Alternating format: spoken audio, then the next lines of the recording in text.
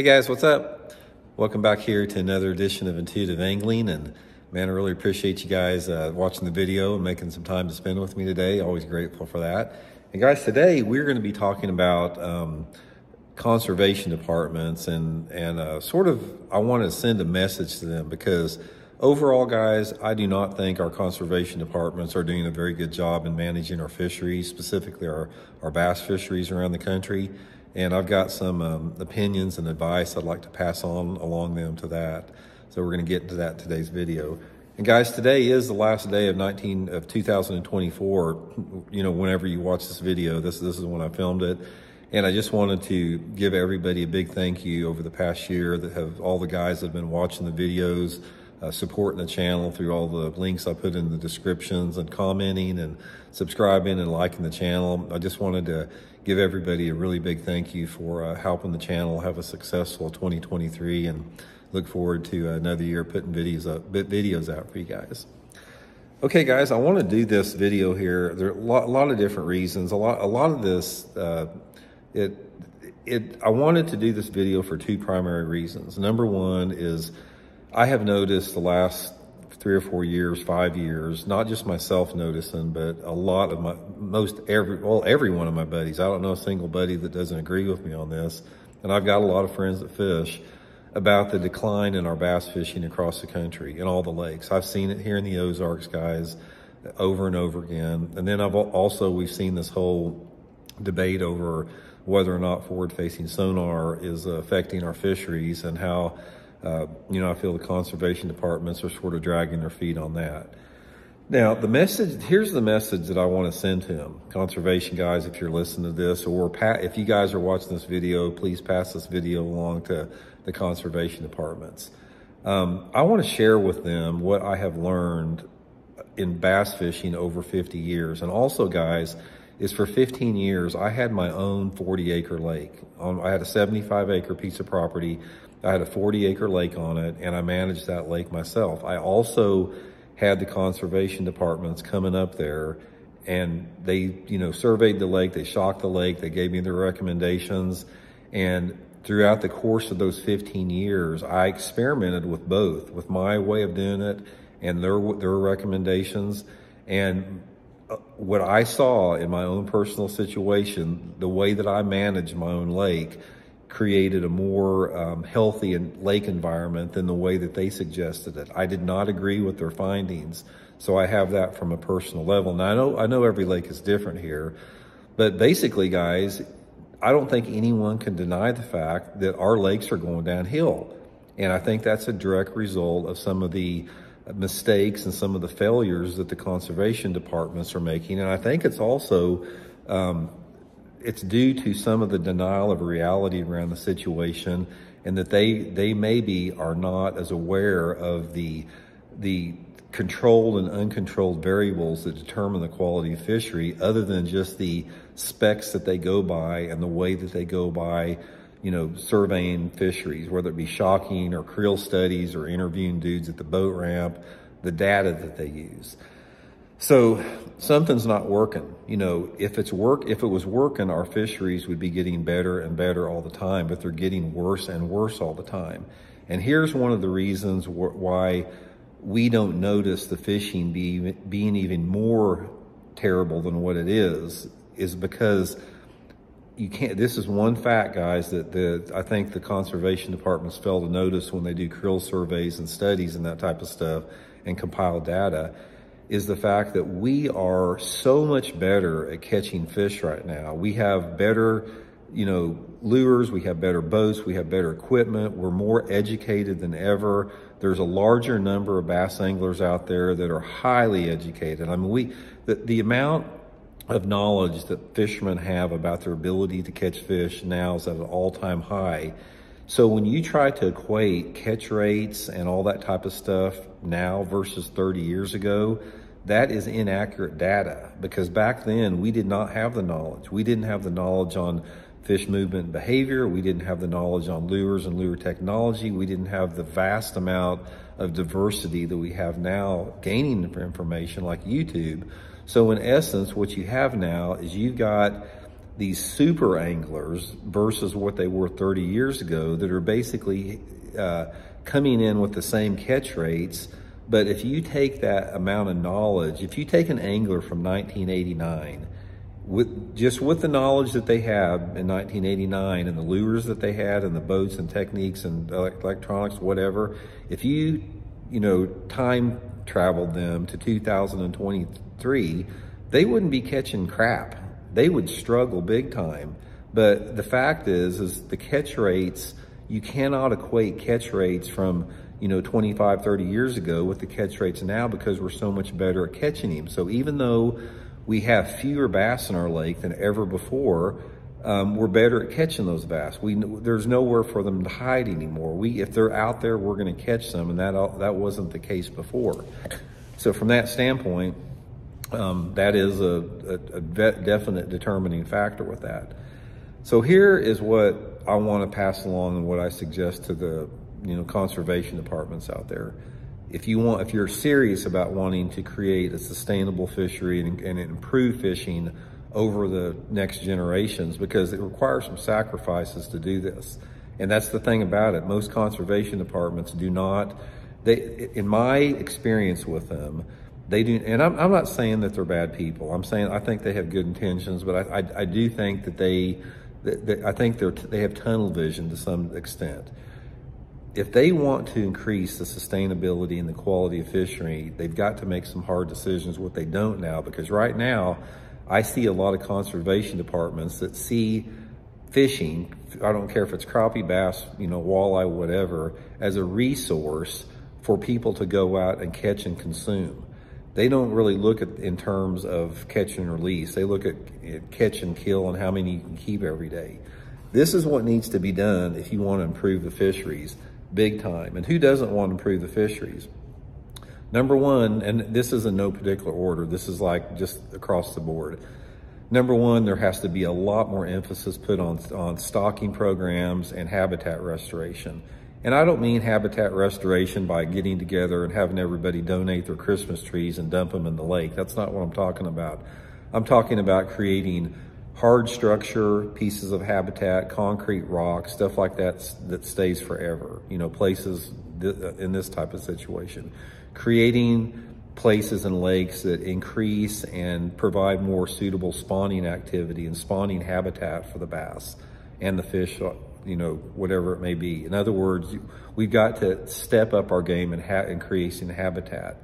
You've also got to increase stocking. When you're taking thousands and thousands and thousands, tens of thousands of bass out of a lake every year, you're losing them because of delayed mortality. You're going to have to replenish that and restock them with that. The next thing they need to do, guys, is and this is, if there's one out there that they need to do more than anything else, they need to basically put the lakes off limits to fishing during the prime spawning period.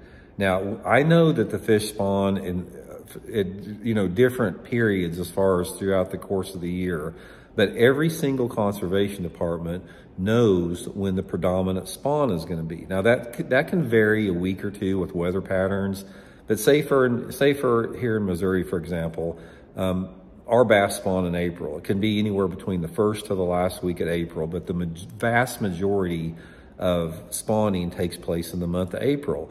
Here's what you do. They have the authority to do this. Number one, there should be no tournaments.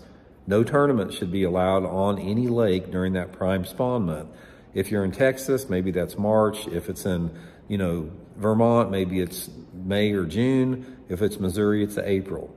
No tournaments. It's not going to kill them, guys. It's not going to kill these tournament organizations. They have 11 other months out of the year to have their tournaments. It's not going to hurt them to have 1 month where there's no tournaments allowed. Number two is, I know that you can't keep people off a lake, but you cannot allow people to keep bass during that prime spawn period. So say, for example, at Table Rock Lake, nobody is allowed to keep bass during the month of April under a severe penalty if you get caught with bass in your live well. Let the fish spawn undisturbed and try to work with the Corps of Engineers or whoever the lake managers are to try to maintain some type of stability in the water level, if at all possible, during the month of April. Now, I know A lot of these lakes, they say fishing is not the primary focus, it's power generation. I get that. But if they can, they need to maintain a stable water level during that key spawn period. If you did that right off the bat, guys, our fishing would increase unbelievably, not in short order for sure. Number 3 or 4, or wherever we're at, you've got to have a lot more conservative creel limits. Right now, guys, the creel limits for bass and other type of fish in this country are way too liberal. We have got to have conservative creel limits, and it's not right for somebody like here in the state of Missouri that pays $12 for a residential fishing license to be able to go out and keep thousands and thousands of pounds of fish with a $12 license.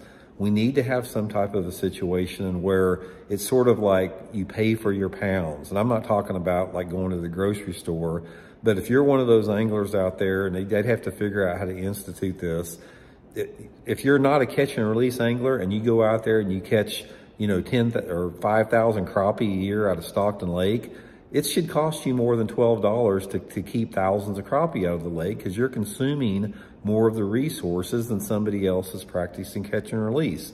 Now, there's a lot of different ways that can be done, but in other words, we have got to be a lot more strict with the amount of fish that are coming out of the lake.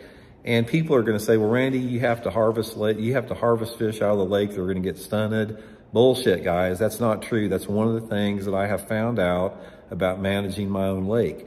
If you have habitat, if you have the proper habitat, that is all it takes, because the natural predation amongst other fish out there, and otters and cormorants and predatory birds, all that type of stuff, lakes do not need human management to stay healthy out there.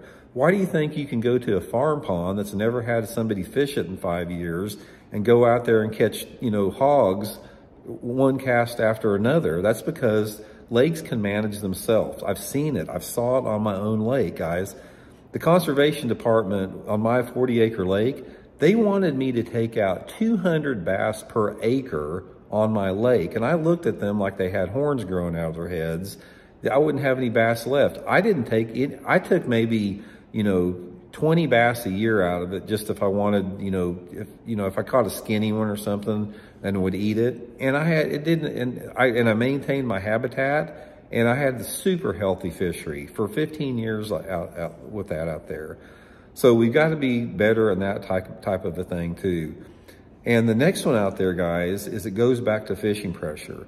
We have got to, we are sort of in a position with bass fishing, we're loving our sport to death. And everybody says, we got to grow the sport, or don't you want to grow the sport?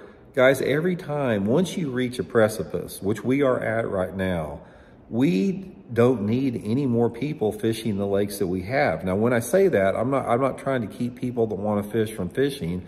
What we have to do is we have to create more lakes. We have to build more lakes. There are so many opportunities out there to build, 50 to 500 acre lakes all over the country out there. Instead of putting out these, big housing developments and strip malls, get somebody in there with freaking excavators and dig out lakes and ponds all over the place. They don't have to be 25, 30,000 acre lakes. If we increase the number of lakes that we have and build more lakes and have some type of government subsidies to create lakes, do you know how much better fishing would be for everybody? Do you know how many more people can enter a fishery? Let's take, for example, take the nearest big city to you guys. Every big city out there has a dilapidated inner city part. What if we had some type of government subsidies where they could go into the nastiest, dirtiest part of town that's got dilapidated buildings, bulldoze all that type of stuff, dig 50, 100, 200 acre lakes out there, and have these little, pieces of heaven right in the middle of the city where people can go and have a park-like environment, have a place to fish out there. We can do that. We can make more water than we have. But right now, guys, we don't make any more lakes. We don't build any more lakes. All we're doing is growing the sport, making more people fish the lakes that we already have, which is going to make the fishing tougher and tougher and tougher out there. And then finally, guys, and a big one out there, and you guys need to listen to me, the lake managers, conservation departments. I know there's some of you guys, I know there's people at the conservation department that agree with me when I say this, because I've talked to them, and I think there's a lot more out there. They have got to start putting limitations on forward-facing sonar and any technology advancing above that. When you start creating technology that makes it so accessible for anyone that wants to buy one to find every single fish in the lake and have no more hiding spots for them, you are rapidly accelerating the demise of a fishery. Forward-facing sonar and any type of technology past 2D sonar or maybe side imaging out there needs to be in the hands of the conservation departments only to monitor our fish populations. They don't need to be in the hands of the public. That'd be like saying everybody out there should be able to have a 50 caliber machine gun mounted on top of their pickup truck out there. That's why it's not legal out there. That's why the military is the only people that can do that. Should be the same with forward-facing sonar.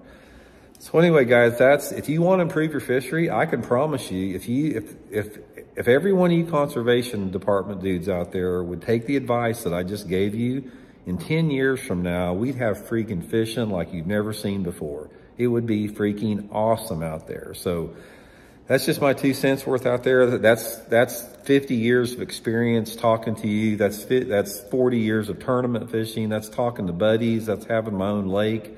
That's the best advice I can give you guys. I hope somebody listens to it. So talk later.